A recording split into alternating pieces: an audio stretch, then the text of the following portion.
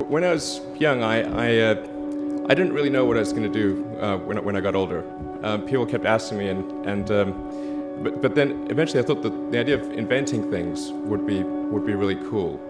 And the reason I thought that was because I read a quote from Arthur C. Clarke, which said that a sufficiently advanced technology is indistinguishable from magic, and that's really true. If you go back, say 300 years, the things that we take for granted today would be you'd be burned at the stake for. Being able to fly, being able to see over long distances, being able to communicate, and having access to all the world's information instantly from almost anywhere on the earth. This is stuff that really would be magic, or would be considered magic in times past. In fact, I think it actually goes beyond that, because there are many things that we take for granted today that weren't even imagined in times past. They weren't even in the realm of magic. So it actually goes beyond that. So I thought, well, if I can do some of those things, basically if I can advance technology, then that's like magic, and that would be really cool. And I also had sort of a slight existential crisis, because I was trying to figure out what does it all mean? Like, what's the purpose of things?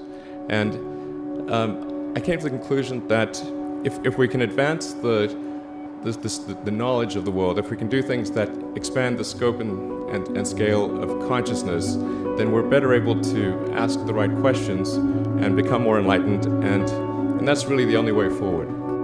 I think about what technology solution is necessary in order to achieve the particular goal, and then try to make as much progress in that direction as possible. I think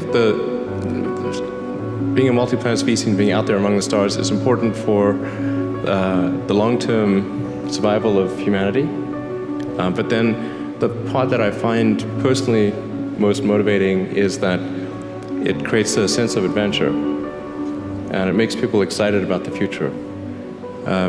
If you consider two futures, one where we are forever confined to Earth until eventually something terrible happens, or another future where we are out there on many planets, maybe even going beyond the solar system. I think that second version is incredibly exciting and inspiring, and there need to be reasons to get up in the morning. Life can't just be about solving problems. Otherwise, what's the point? There's got to be things that people find inspiring and make life worth living. When my brother and I were starting our first company, instead of getting an apartment, we just rented a small office, and we slept on the couch.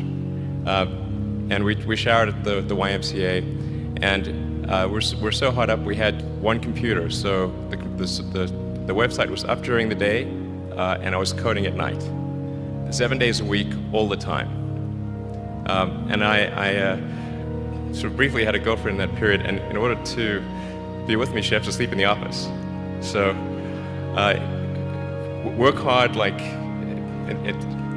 every waking hour. That's the thing I would say, particularly if you're starting a company.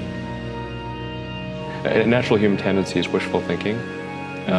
So a challenge for entrepreneurs is to say, well, what's the difference between really believing in your ideals and sticking to them versus pursuing some unrealistic dream that doesn't actually have merit? And that is a really difficult thing to tell you. Can you tell the difference between those two things? Right. So you need to be sort of very rigorous in your self-analysis. I think certainly extremely tenacious, and then just work like hell. I mean, you just have to put in 80 to 100 hour weeks every week. All those things improve the odds of success.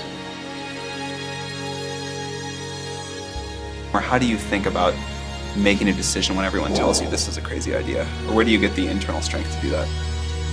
Well, first of all, I'd say I actually think I feel fear quite strongly.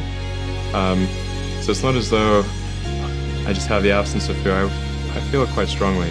But there are just times when something is important enough, you believe in it enough, that you do it in spite of fear.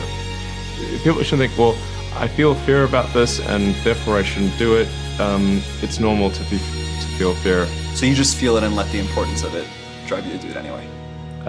If you just accept the probabilities, then That diminishes fear. Drive overrides fear. It's about believing in the future and thinking that the future will be better than the past. And I can't think of anything more exciting than going out there and being among the stars.